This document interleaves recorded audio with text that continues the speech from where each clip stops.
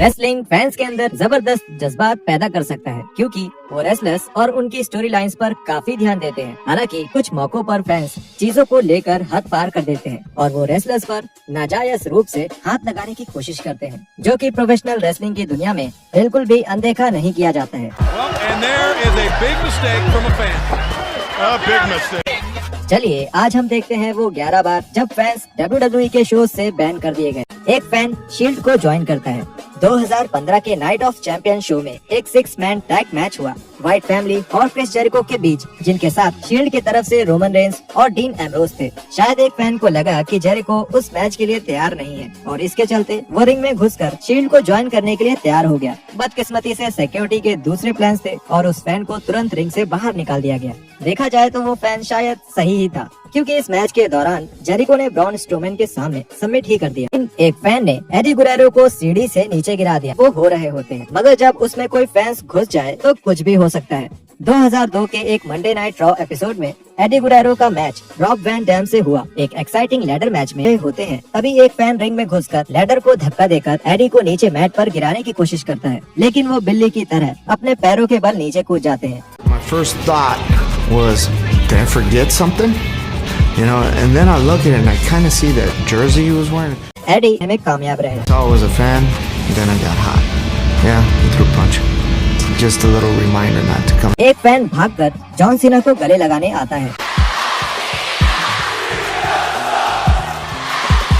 John Cena को कुछ लोगों से प्यार मिलता है तो कुछ लोगों से नफरत भी मिलती है, जैसा कि 12 जुलाई 2010 के रॉ एपिसोड के ब्रॉडकास्ट खत्म होने के बाद देखा गया। एक फैन ने वीडियो बनाई जिसमें एक टीनेज लड़की रिंग के अंदर जाते हुए और जॉन सीना को पकड़ने की कोशिश करते हुए दिखती है। ये नहीं कहा जा सकता कि वो लड़की जॉन सीना को गले लगाने आई थी या उन पर हमला करने, लेकिन सीना ने इसे मनोरंजक तौर पर लिया और उसके बाद सिक्योरिटी ने उस फैन को अपने काबू में ले लिया। वैसे सीना के साथ इससे भी अजीब फैन इंटरेक्शन हुए हैं, जैसा कि हम आगे देखेंगे। ये कहना मुश्किल है कि वो सीना की सिर्फ एक प्यार करने वाली फैन थी या उनसे बहुत नफरत करने वाली हेटर। इन सभी हालातों के साथ समस्या ये है कि रेसलर्स या सिक्योरिटी इन सभी चीजों का रिस्क नहीं ले सकते, क्योंकि कभी कभार जो सीधा साधा दिखाई देता है वो जानलेवा भी हो सकता है। नंबर 2, एक लो ब्लो आउट ऑफ नोवेयर।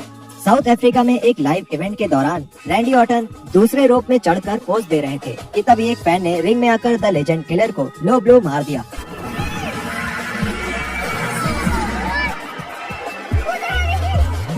इस वार के बावजूद ऑर्टन उठ खड़े हुए और उन्होंने अपने हमलावर को 1-2 लातें भी मार ली।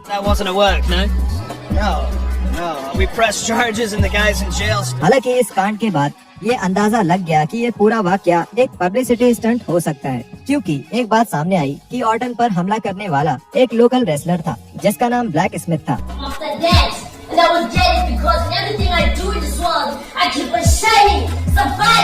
इसके बाद ब्लैक स्मिथ ने ऑर्टन के ऊपर एक YouTube प्रोमो बनाया जिसमें उसको उसकी 15 मिनट की शोहरत और कुल मिला के 10 व्यूज मिल गए।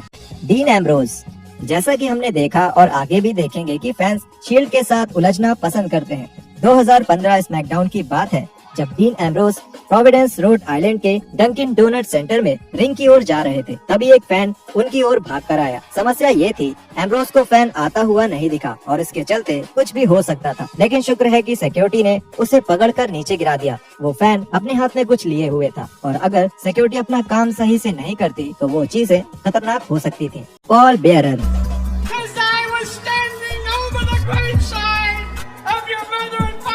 1997 में पॉल बियरर और अंडरटेकर के बीच फ्यूड चल रही थी। बियरर केन को लेकर आए और ये दावा किया कि अंडरटेकर ही उसके माता पिता के मौत के लिए जिम्मेदार है। इस बात ने बियरर को फैंस के बीच उससे भी ज्यादा नापसंद बना दिया जब उन्होंने अंडरटेकर को धोखा दिया था मैनकाइंड का साथ देके।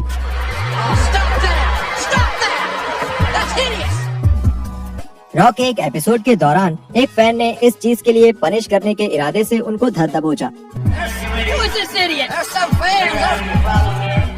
उस जवान फैन ने बियरर के पैर को पकड़ा और फिर अपना संतुलन खोकर रिंग के बाहर लगी प्रोटेक्टिव मैट के ऊपर गिर पड़े।